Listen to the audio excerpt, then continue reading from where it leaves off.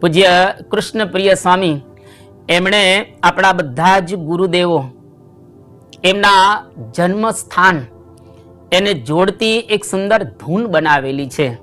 એમાં પરમ પૂજ્ય મહંત સ્વામી મહારાજનું પ્રાકટ્ય સ્થાન તો જબલપુર છે, પરંતુ બધા એને આણંદના કહે છે, કારણ કે જબલપુરથી પછી પોતે આણંદ પધારેલા અને ત્યાંથી પોતે સાધુ થવા માટે આવેલા હતા.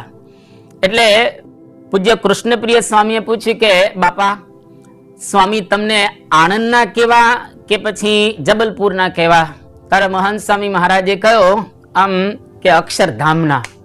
જો એને જબલપુર કે આણંદમાં થોડી ઘણી પણ જો આસક્તિ હોત તો આવું ઉચ્ચારત નહીં, પરંતુ એને કોઈ જન્મ સ્થાનમાં કોઈ સગાવાલામાં બિલકુલ હેત કે પ્રીતિ રહેલી નથી. એના ઉપરથી આપણને ખબર પડે કે એના જીવનની અંદર આ નિસ્નેહી વર્તમાન અતિશય દ્રઢ છે અને નિસ્વાદી વર્તમાન.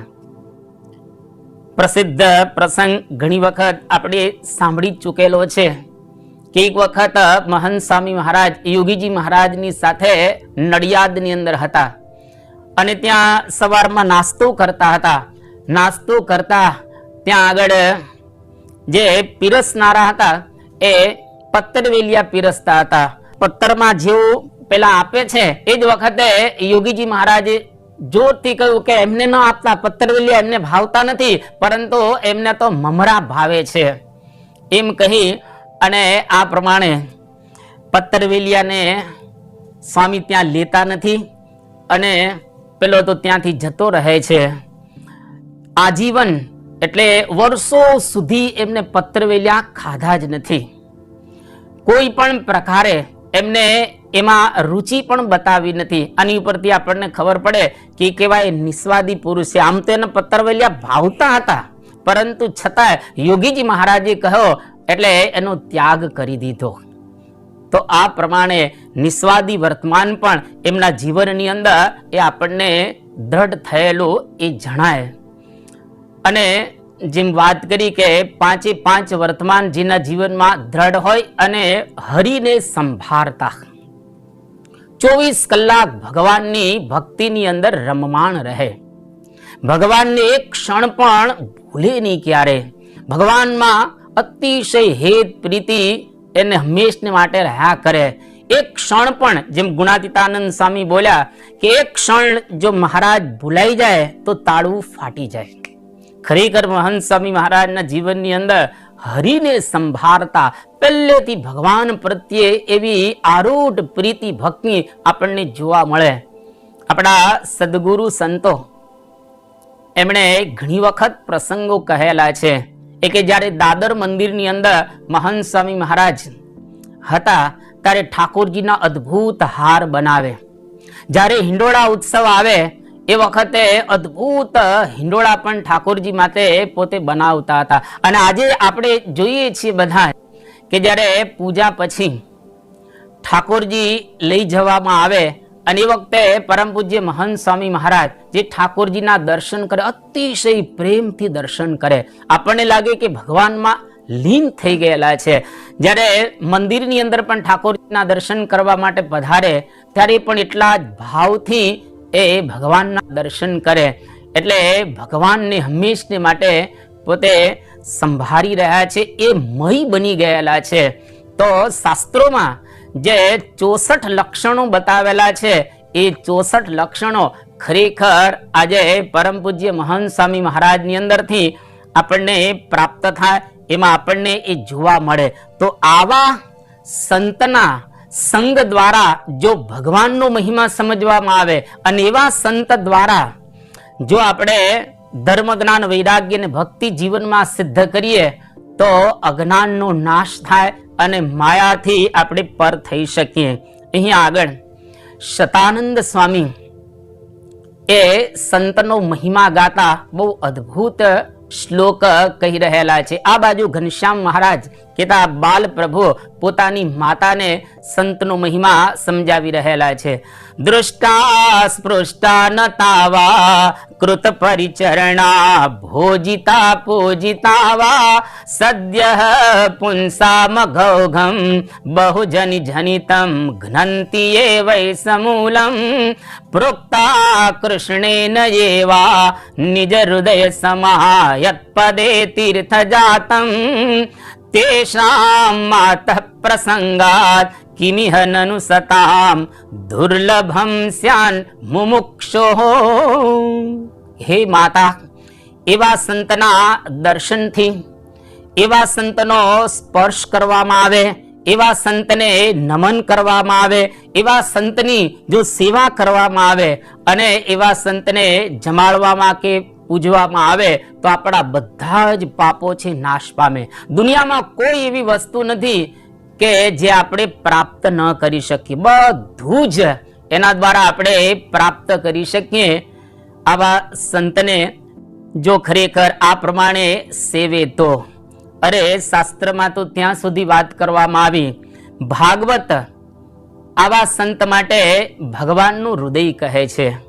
સાધવો હૃદયમ મહ્યમ, કેતા એવા સાધુઓ ભગવાનના હૃદય સમાન છે. ગીતા જેને ભગવાનના આત્મા તરીકે ઓળખાવે છે, જ્ઞાનિત્વાત્મેવ મે મતમ.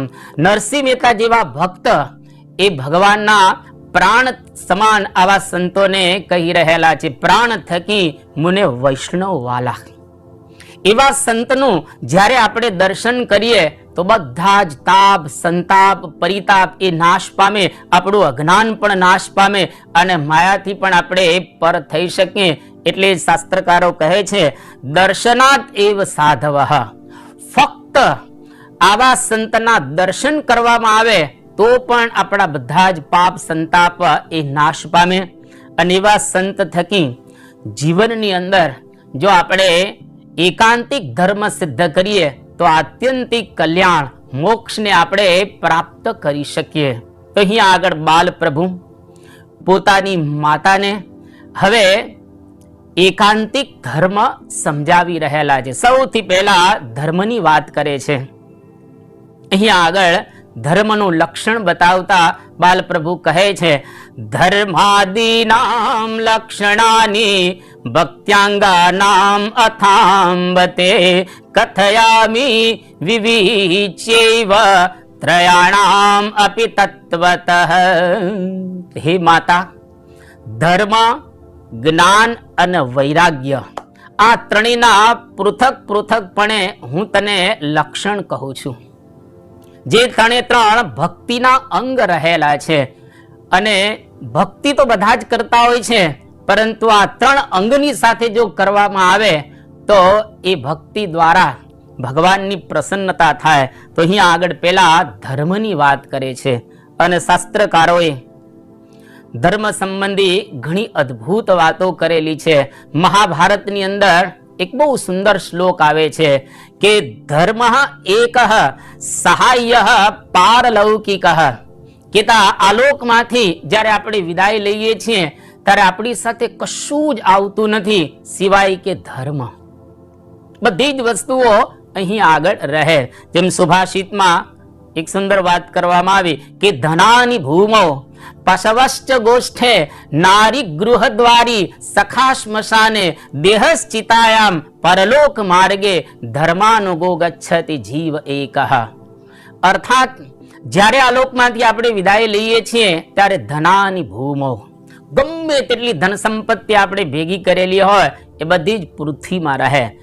એ રાવણથી માંડીને રોકફેલર સુધીનાની બધી જ સંપત્તિ પૃથ્વીની અંદર જ રહેલી છે. મોટા મોટા સમ્રાટો આ પૃથ્વી પર આવ્યા, કોઈ ઉપર કશું લઈ ગયા નથી. મોટા મોટા શ્રેષ્ઠીઓ આવ્યા, એ પણ આ લોકમાંથી કશું લઈ ગયા નથી. એટલે ધન સંપત્તિ અહીંયા આગળ જ રહે. નંદ રાજા જેવાની જેમ સંપત્તિ અહીંયા આગળ જ એ રહી. એ પ્રમાણે પશવશ્ચ ગોષ્ઠે, પશુઓ પેલાના જમાનાની અંદર સંપત્તિ ગણાતી હતી, એ પણ બધા કોઢમાં રહે, કોઈ સાથે ના આવે. નારી ગૃહદ્વારી, કદાચ ગમે તેટલી કયાગરી નાર હોય, ગૃહસ્થ પાણી માગે અને દૂધ આપે એવી કયાગરી નાર હોય તો પણ એ સ્મશાનની અંદર સાથે આવતી નથી. ઘરના દરવાજા ઉપરથી એ પુરુષને વડાવી દે છે. જય સ્વામિનારાયણ કે જય શ્રી કૃષ્ણ કે જય સિયારામ કહી અને વડાવી દે, પણ નારી ક્યારે સ્મશાને ન આવે. મિત્ર સ્મશાન સુધી આવે, પણ કોઈ મિત્ર ચિતાની અંદર ન પડે.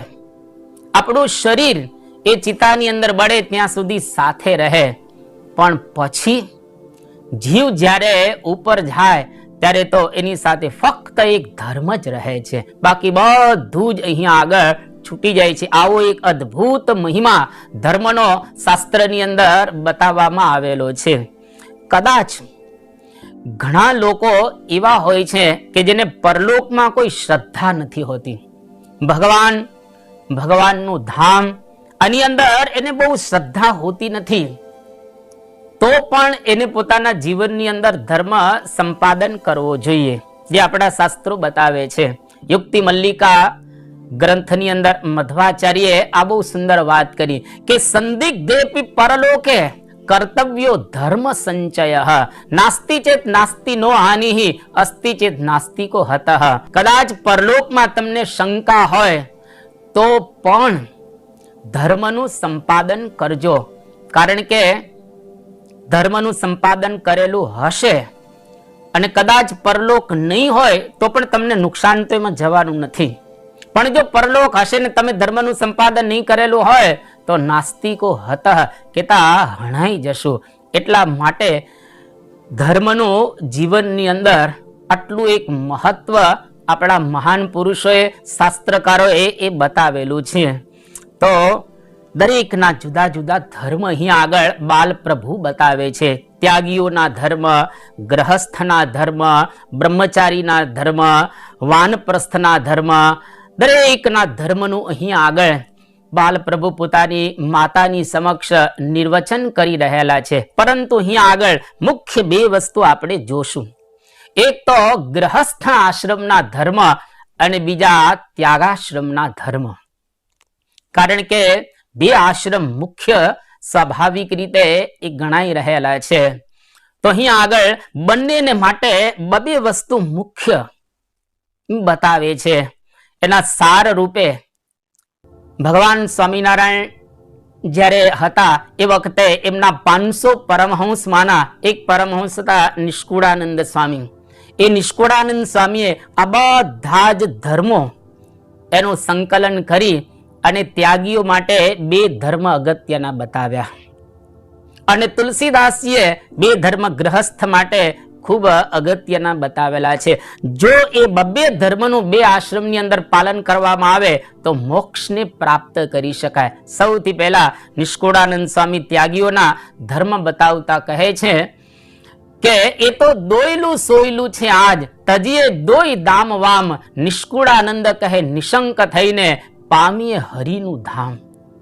અર્થાત ભગવાનનું ધામ પામવું અતિશય દોયલું છે, કારણ કે બહુ દૂર છે.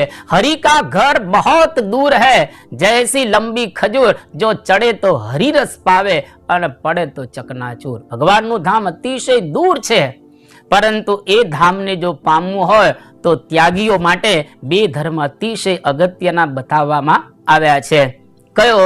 તો કે તજીએ દોય દામ અને વામ. દામ કેતા પૈસો અને વામ કેતા સ્ત્રી. સ્ત્રી અને ધનનો ત્યાગ જો સંતો રાખે તો ખરેખર ભગવાનને પ્રાપ્ત કરી શકે. પેલો સ્ત્રીનો ત્યાગ અતિશય અઘરું રહેલું છે.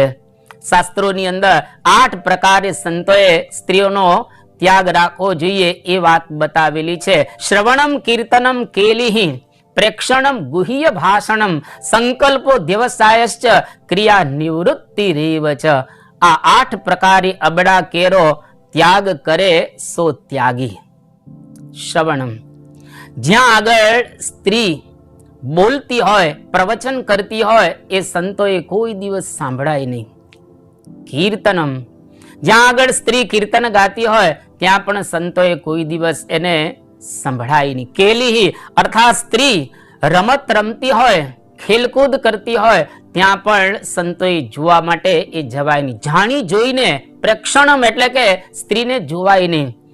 અને ગુહ્ય ભાષણમ પાંચમી વસ્તુ એટલે કે ફોન વગેરે દ્વારા સ્ત્રીઓની સાથે કોઈ પણ પ્રકારે વાતચીત ન કરાય. આ એમનું વ્રત છે.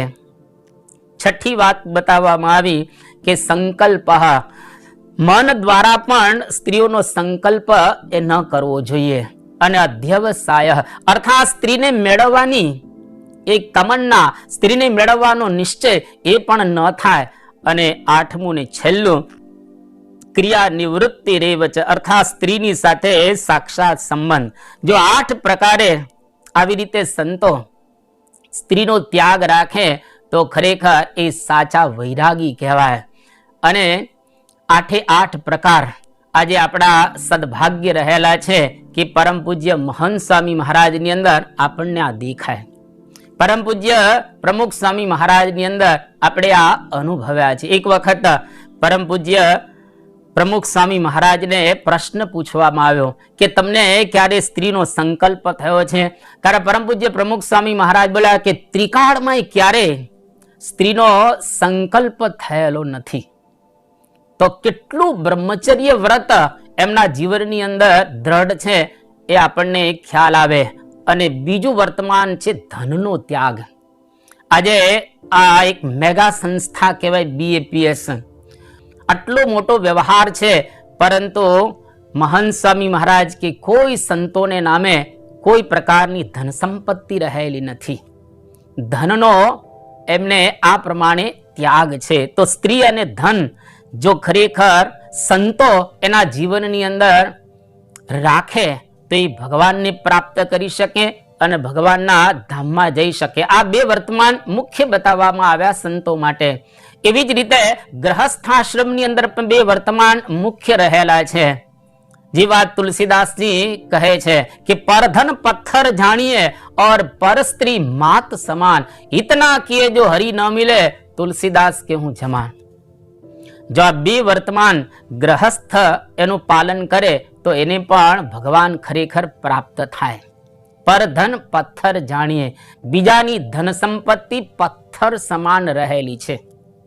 એટલે કે પરસેવાની કમાણી દ્વારા જ આપણે આપણો નિર્વાહ કરવો. પરંતુ હરામની સંપત્તિ, લાંચ રૂશ્વતથી મેળવેલી સંપત્તિ, કોઈકની પાસેથી ચોરીને મેળવેલી સંપત્તિ, એના દ્વારા ક્યારેય જીવનની અંદર શાંતિ ન થાય. એટલે આ પ્રમાણે પહેલું વર્તમાન છે કે જીવનમાં કોઈ દિવસ ક્યારેય કોઈની સંપત્તિ ખોટી રીતે પ્રાપ્ત ન કરવી, પણ નીતિ, રીતિ અને પ્રીતિથી બરાબર રીતે પૈસા કમાવા. આ ગ્રહસ્થ આશ્રમની અંદર બતાવવામાં